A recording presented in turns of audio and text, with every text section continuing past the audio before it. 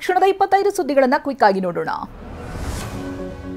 ರಾಜ್ಯ ರಾಜಕೀಯದಲ್ಲಿ ಕೋಲಾಹಲ ಸೃಷ್ಟಿಸಿರುವ ಸಚಿವರ ಹನಿ ಟ್ರ್ಯಾಪ್ ಯತ್ನದ ವಿಚಾರ ನಿರ್ಣಾಯಕ ಘಟ್ಟಕ್ಕೆ ಬಂದಿದೆ. ಖುದ್ದು ವಿಧಾನಸಭೆಯಲ್ಲೇ ತಮ್ಮ ಮೇಲೆ ಹನಿ ಟ್ರ್ಯಾಪ್ ಯತ್ನ ನಡೆದಿದೆ ಅಂತ ಒಪ್ಪಿಕೊಂಡಿದ್ದಂತ ಸಚಿವ ರಾಜಣ್ಣ ಭರ್ತಿ 3 ಪುಟಗಳ ದೂರಿನ ಪ್ರತಿಯನ್ನ ನಿನ್ನೆ ಪರಮೇಶ್ವರ್ಗೆ ಕೊಟ್ಟಿದ್ದಾರೆ. ಹನಿ ಟ್ರ್ಯಾಪ್ ಬಗ್ಗೆ ಕೆಲವು ಸುಳಿವನ್ನ ಬಿಟ್ಕೊಟ್ಟ ರಾಜಣ್ಣ ದೂರು ನೀಡಲೇಬೇಕು ಅಂತ ತೀರ್ಮಾನ ಮಾಡಿದ್ರು. ತುಮಕೂರಿನಿಂದ ಬೆಂಗಳೂರಿಗೆ ಆಗಮಿಸಿದ ರಾಜಣ್ಣ ಟಿ ಬೇಗೂರು ಕಾಲೇಜಿನಲ್ಲಿರುವಂತಹ ಪರಮೇಶ್ವರನ್ನ ಭೇಟಿಯಾದ್ರು. ಬಳಿಕ ಮಾತನಾಡಿದ ರಾಜಣ್ಣ ಹನಿ ಟ್ರ್ಯಾಪ್ಗೆ ಯತ್ನ ನಡೆದಿದ್ದು ನಿಜ, ಸಾಕ್ಷಿ ಎಲ್ಲಿಂದ ತಂದುಕೊಡ್ಲಿ ಅಂತ ಕೇಳಿದ್ದಾರೆ. ಸದನದಲ್ಲಿ ರಾಜಣ್ಣ ಹನಿ ಟ್ರ್ಯಾಪ್ ವಿಚಾರ ಪ್ರಸ್ತಾಪ ಮಾಡಿದ್ಯಾಕೆ ಅಂತ ಸತೀಶ್ ಜಾರಕಿಹೊಳಿ ಭೇಟಿ ವೇಳೆ ಕಾಂಗ್ರೆಸ್ ಹೈಕಮಾಂಡ್ ನಾಯಕರು ಪ್ರಶ್ನೆ ಕೇಳಿದ್ದಾರೆ. ಸಚಿವರನ್ನ ಟ್ರ್ಯಾಪ್ ಮಾಡಿದ್ರೆ ಸಿಎಂ ಬಳಿ ಅಥವಾ ಸಂಪುಟದಲ್ಲಿ ಚರ್ಚಿಸಬೇಕಿತ್ತು ಅಥವಾ ಪಕ್ಷದ ಹೈಕಮಾಂಡ್ ಬಳಿ ಹೇಳಬೇಕಿತ್ತು. ಇದರಿಂದ ಕಾಂಗ್ರೆಸ್ ಪಕ್ಷಕ್ಕೆ ಡ್ಯಾಮೇಜ್ ಆಗಿದೆ ಅಂತ ಅಭಿಪ್ರಾಯ ಹೊರಹಾಕಿದ್ದಾರೆ. ರಾಜ್ಯ ಸರ್ಕಾರ ಫೋನ್ ಟ್ಯಾಪ್ ಮಾಡುತ್ತೆ ಎಂಬ ಆರೋಪಕ್ಕೆ ಯತೀಂದ್ರ ಸಿದ್ದರಾಮಯ್ಯ ತಿರುಗೇಟು ಕೊಟ್ಟಿದ್ದಾರೆ. ಕೇಂದ್ರ ಸರ್ಕಾರವೇ ಫೋನ್ ಟ್ಯಾಪಿಂಗ್ ಮಾಡುತ್ತೆ ಅನ್ನುವಂತ ಆರೋಪ ಇದೆ. ಇದಕ್ಕಾಗಿ ಪೆಗಾಸಿಸ್ ಸಾಫ್ಟ್ವೇರ್ ಇಸ್ರೇಲ್ನಿಂದ ಖರೀದಿಸಿದೆ. ಈ ಬಗ್ಗೆ ಯಾಕೆ ತನಿಖೆ ಆಗ್ತಿಲ್ಲ ಅಂತ ಪ್ರಶ್ನಿಸಿದ್ದಾರೆ.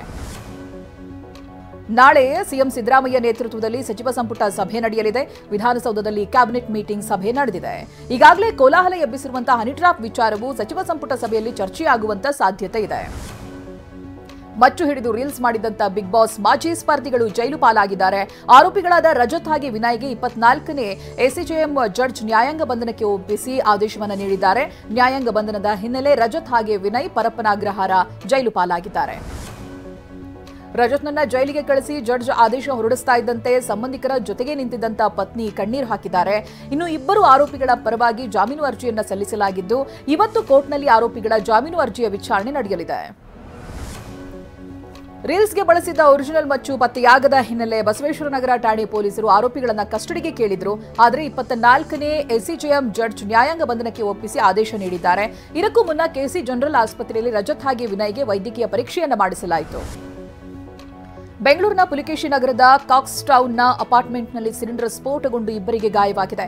ಅಪಾರ್ಟ್ಮೆಂಟ್ನ ಮೊದಲ ಮಹಡಿಯ ಫ್ಲಾಟ್ನಲ್ಲಿ ಸ್ಫೋಟವಾಗಿದ್ದು ಸಿಸಿಟಿವಿ ಕ್ಯಾಮೆರಾದಲ್ಲಿ ಭಯಾನಕ ದೃಶ್ಯ ಸೆರೆಯಾಗಿದೆ. ಒಟ್ಟಿಗೆ ಇಟ್ಟಿದ್ದಂತ 4 ಸಿಲಿಂಡರ್ ಪೈಕಿ 1 ಸಿಲಿಂಡರ್ ಸ್ಫೋಟವಾಗಿದೆ.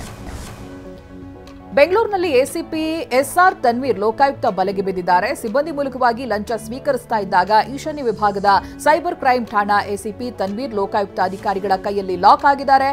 ದೂರುದಾರರಿಂದ 4 ಲಕ್ಷ ಹಣಕ್ಕೆ ಬೇಡಿಕೆ ಇಟ್ಟಿದ್ರು ಎನ್ನಲಾಗಿದ್ದು ಲಂಚ ಸ್ವೀಕರಿಸಿದ ಎಎಸ್ಐ ಕೃಷ್ಣಮೂರ್ತಿ ಕೂಡ ಅರೆಸ್ಟ್ ಆಗಿದ್ದಾರೆ.